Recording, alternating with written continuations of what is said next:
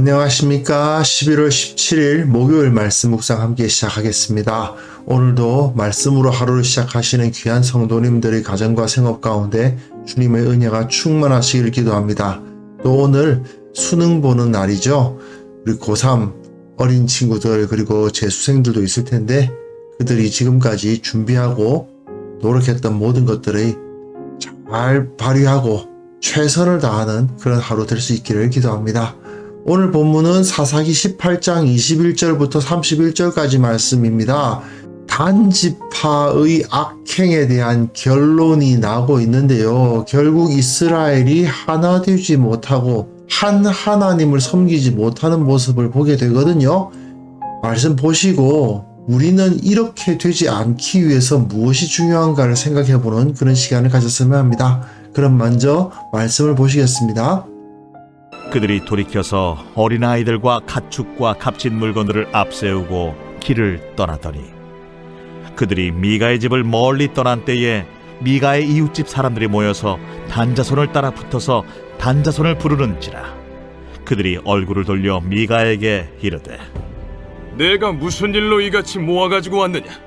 내가 만든 신들과 제사장을 빼앗아 갔으니 이제 내게 오히려 남은 것이 무엇이냐?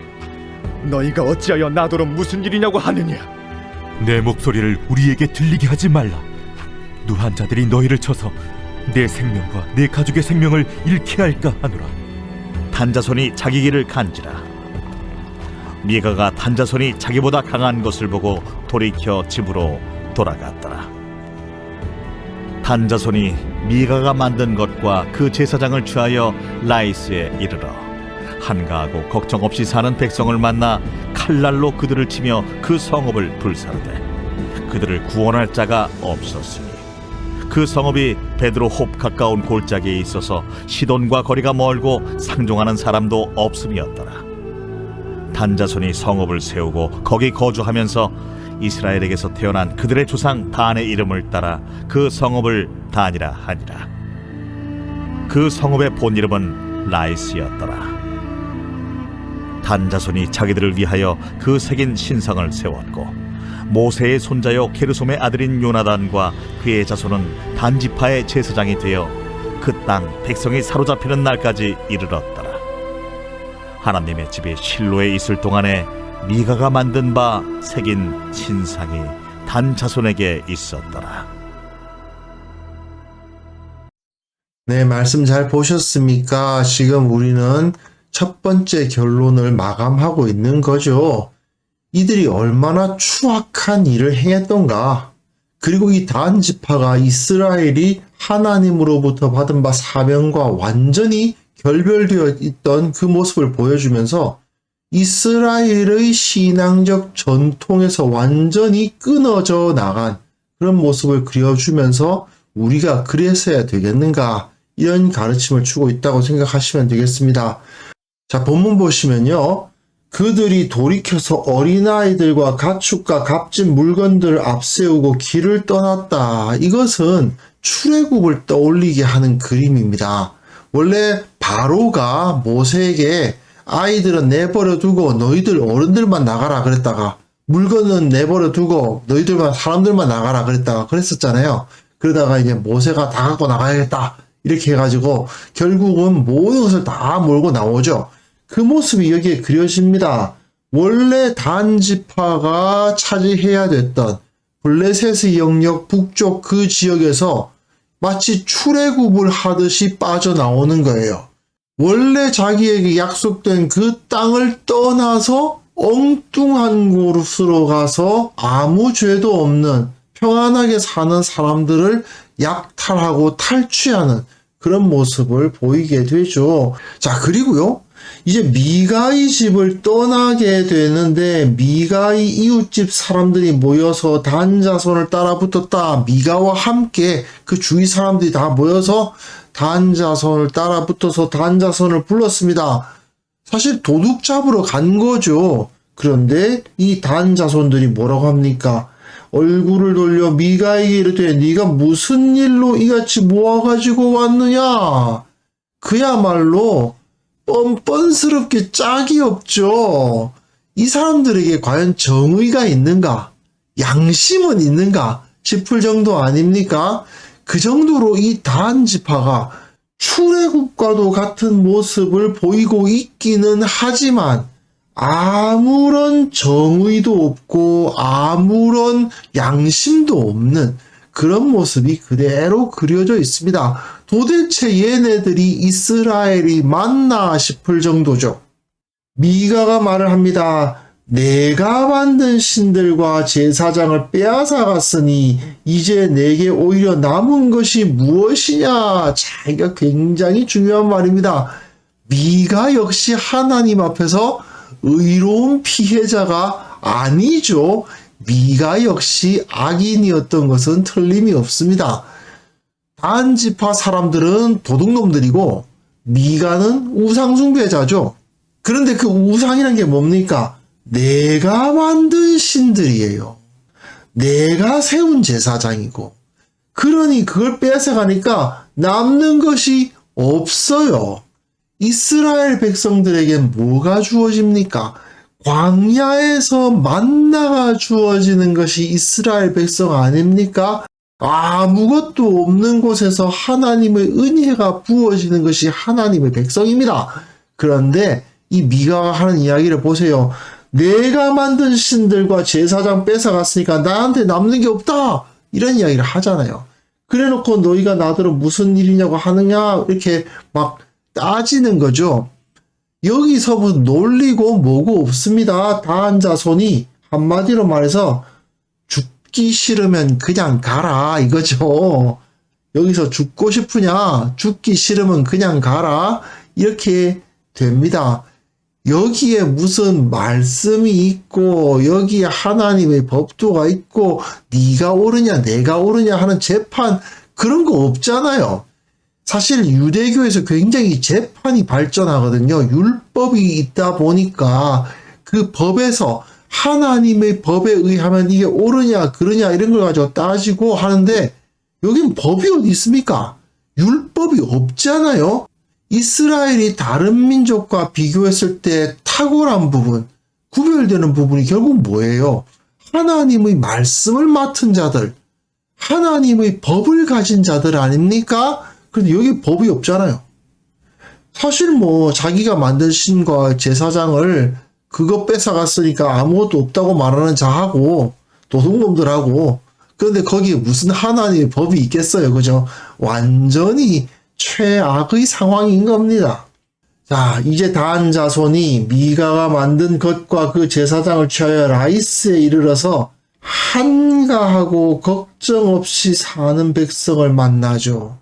칼날로 그들을 칩니다. 성읍을 불살라요.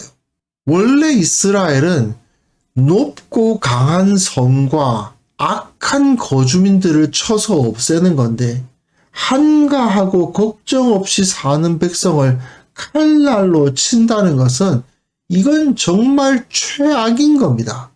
이스라엘은 상대방의 죄악을 심판하는 자로서 거기에 임했던 거지 약한 사람들을 강탈하고 빼앗으라고 있는 것이 아니었단 말이죠. 불쌍하게도 라이스 사람들을 구원할 사람은 없었습니다. 왜 그러냐? 골짜기에 있고 시돈과 거리가 멀어요. 이 사람들이 시돈과 연결되어 있는데 거기에 산맥이 가로막고 있거든요. 그러니까 상종하는 사람도 없고 결국은 다한 지파는 그곳에 성읍을 세우고 거기에 거주하고 그곳을 원래는 라이스라는 이름인데 단 자기 지파 이름이죠. 그리고 자기 조상 이름이고 그 지파 이름을 따라서 여기는 단이다. 이렇게 선언을 한 겁니다.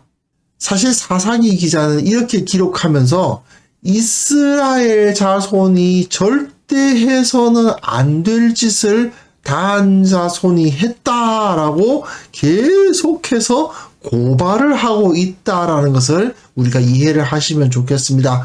이 라이스에서 살던 사람들이 가나안 7족속이 당해야 할 그런 일을 당할 사람들이 아니었음에도 불구하고 악한 자들에게는 쫓겨나는 주제에 약한 사람들을 빼앗은 이 다한 지파 사람들을 계속해서 하나님 앞에 고발하고 있는 것이죠.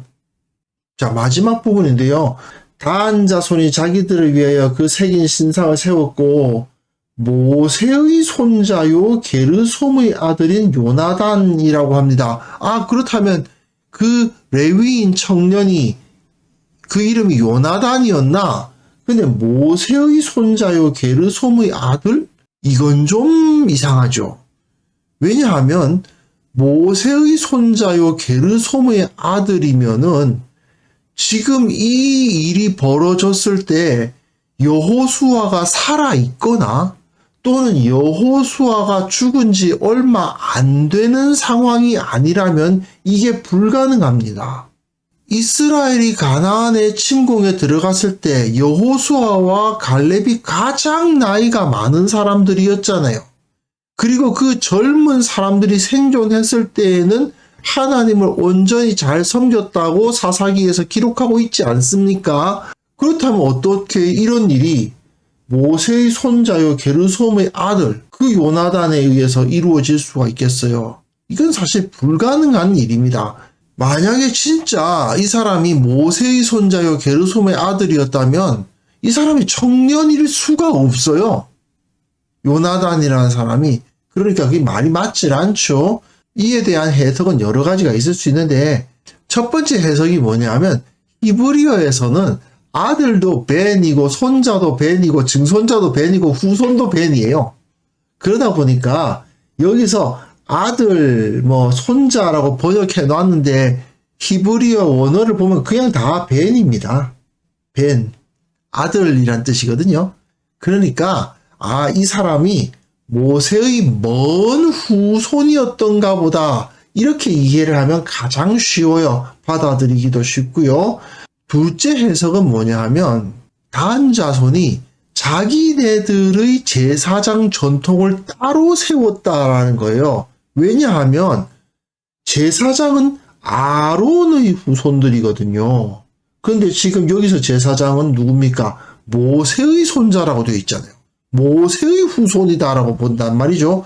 그렇기 때문에 이 사람이 실제로 모세의 계보에 있었다기보다는 단 자손이 우리는 모세의 계보를 따르는 제사장을 우리 제사장으로 삼고 있다. 야, 나머지 이스라엘 너희들은 아론의 후예를 따르고 있지. 모세가 나, 아론이 나, 모세가 낫잖아. 우리는 모세의 계보를 따르는 제사장을 두고 있어. 이렇게 했다.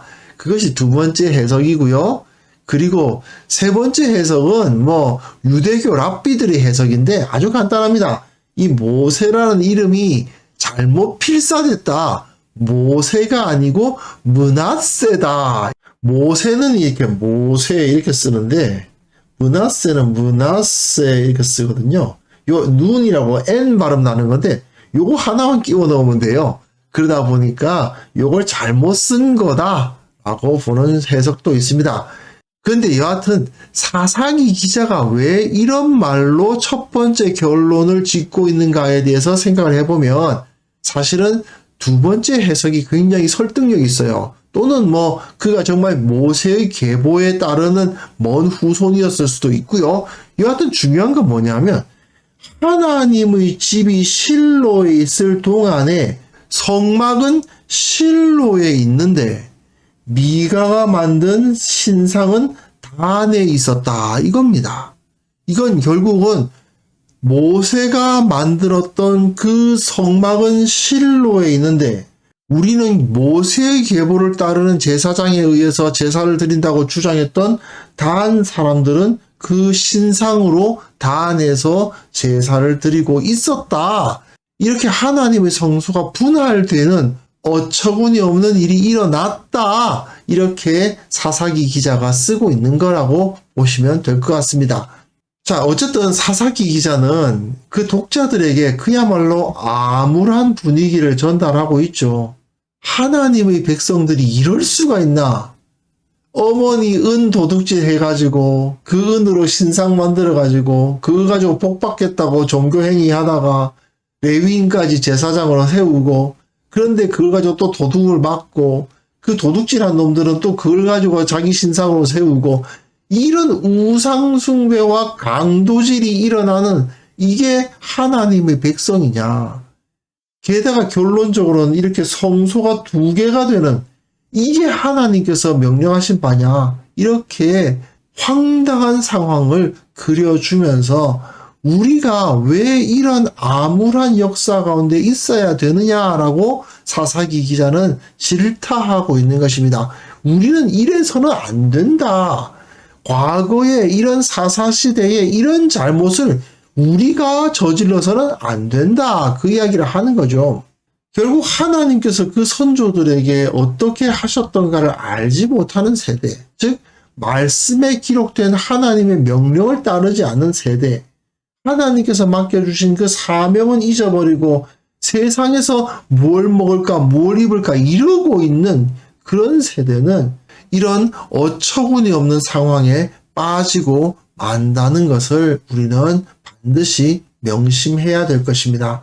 혹시 우리 주위에는 불이한 수익을 하나님께서 주신 복이라고 생각한다든지, 무속적인 행태를 보이고 있으면서도 그것을 신앙적인 열심이라고 포장한다든지, 그런 어리석은 모습이 없는지 살펴볼 수 있었으면 좋겠습니다. 그래서 이 시간 함께 기도하실 때에요, 내가 올바른 신앙 안에 머물 수 있도록, 그리고 이 한국 교회가 주님의 모습을 온전히 드러내는 올바른 공동체가 될 수 있도록 기도해 주시고요.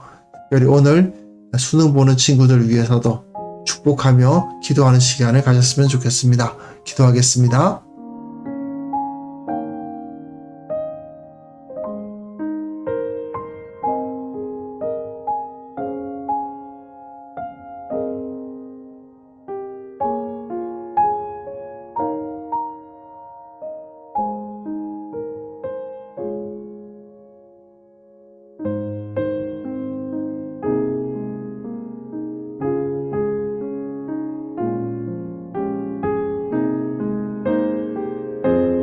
하나님 아버지, 올바른 신앙 안에 머무는 것이 얼마나 중요한 것인지를 다시 한번 확인하게 하옵소서.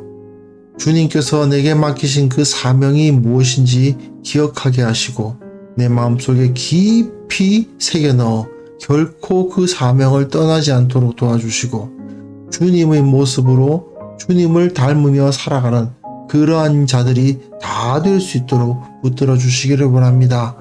한국 교회를 위해서 축복합니다.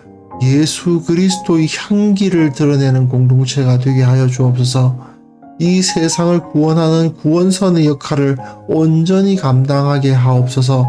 한국 교회에 하나님의 말씀만이 그 기준이 되게 하시고 주님의 진리 위에서는 그러한 공동체가 될 수 있도록 주께서 은혜 위에 은혜를 부어 주옵소서. 특별히 주님 기도하옵기는 오늘 대학 수학 능력 시험이 이루어집니다. 무엇보다도 아무런 사고 없이 잘 진행될 수 있도록 도와주시고, 특별히 그 어린 영혼들을 위해서 기도하오니 그들이 그 삶을 주님께 맡기고 인도하는 법을 배워나가게 하시고, 오늘 치는 이 시험이 내 인생의 모든 것이라고 착각하는 것이 아니라 결국 그 모든 인생은 주님의 손에 달려 있으며 주님의 인도하심을 받아야 된다는 사실을 배워나가는 그런 어린 영혼들 다 될 수 있도록 도와주옵소서. 주님, 오늘 우리에게 일어날 모든 일들 주님께서 주관해 주시기를 원합니다. 주님의 뜻을 따라서 주님의 인도하심을 따라서 살아가고, 그 때문에 기뻐하고 그 때문에 감사하고 그 때문에 좀 더 성장하며 그 덕분에 하나님의 은혜를 누리는 그런 하루가 될 수 있기를 원하오니 주님께서 우리에게 복을 내려 주옵소서. 예수님의 이름으로 기도합니다. 아멘.